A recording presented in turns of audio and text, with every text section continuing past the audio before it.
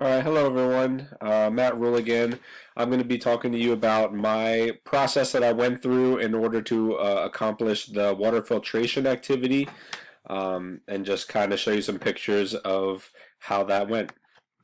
So first off, I'm going to start with my materials that I used. I needed a drill bits. I needed several cups, toothpicks, sand, gravel, charcoal, alum, and I actually got creek water from the Swatara Creek in Middletown. I live in Middletown, and it was a little bit eventful in my teaching clothes having to trek down this steep embankment to get the creek water. I'm sure it would have been quite a sight, but I didn't record any of that. But I'm sure it would have been quite a sight to see. But nonetheless, I got the creek water and I prevailed. First, the step that I did was I added the alum to the creek water. So on the left, you can see a picture of the original creek water that I collected, and on the right is the example of the creek water with alum added, and that was a picture taken after about 20 minutes of the alum just sitting in the creek water. You can see a lot of the sediment from the left-hand picture was able to settle in the bottom of the glass once the alum was added. After that, or I should say, while that was kind of allowing to sit, I began to build my filter. What I decided to do was drill holes in the bottom of 3 out of my 4 cups. The bottom cup without the holes would be the one that would be collecting the filtered water at the bottom. The other 3 were my 3 components of my actual filter. And then I needed to kind of brainstorm how I wanted to actually be able to stack these cups together. And the solution that I came up with was that I actually drilled holes in the sides of the cups, and I put toothpicks through them to provide some type of surface to allow the cups to be able to stack on top of one another. And in this picture, it shows the formation of how the filter would actually be positioned and put together. Here, I'm continuing to build my filter. I labeled my cups at this point, as well as filled them with the appropriate materials. The first is sand, then gravel, then charcoal. As part of the assignment is to recreate how the earth would be able to filter water, and so those were the materials given and in the order that I will be filtering my water through them.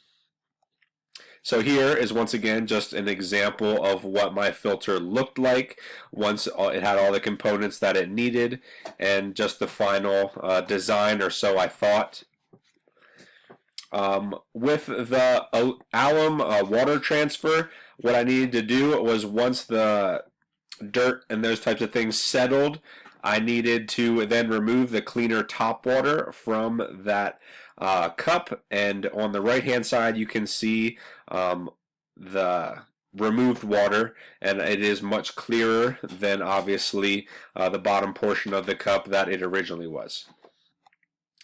Next, I was performing my first test and my first attempt at my filtration, and as you can kind of see at the bottom already, it was a total fail. What happened was, when I was filtering my water, and I kind of suspected that this might happen, but the charcoal at the bottom seeped through the holes in the bottom of the cup instead of simply filtering the water, thus obviously turning my entire portion of water black. And that obviously isn't going to be desirable, especially if you are planning to drink this water afterwards. You obviously don't want to be drinking black water. So that obviously was not going to work. So I needed to kind of brainstorm what I could do to remedy that situation. And the solution that I came up with was, I decided to add a coffee filter to the bottom of the charcoal section to help reduce the charcoal that passes through the holes. Because some is bound to pass through, so the coffee filter was there to help almost catch and filter out any additional charcoal that would seep through. So there you can see on the left hand side what my system looks like. The only difference is that it has the coffee filters between the final water, filtered water, and the charcoal layer. And on the right hand side is me performing my second test of filtering my water. Here, I had much better results. So my comparison of the second test obviously went much better. And on the left is the original creek water, and on the right-hand side is my final filtered water. So as you can see, it is much clearer than the original. And here's an overall comparison. On the left is the original creek water. The second in is the creek water with the alum added, so you can see the sediment there at the bottom. The third cup over is my failed first attempt with the tainted charcoal water. And then the last cup there is my final filtration that went much better when I added the coffee filters into my system. So, bottoms up, I actually didn't end up drinking my water. It is creek water, and I didn't want to take quite that leap of faith in my system. I probably could have drank it, but I decided not to. And for my final inquiry level rating, there's a kind of rubric that was included in one of our readings talking about the levels of inquiry. I think that the level of inquiry for this activity would be a 1, in my opinion. The materials and procedure were explained.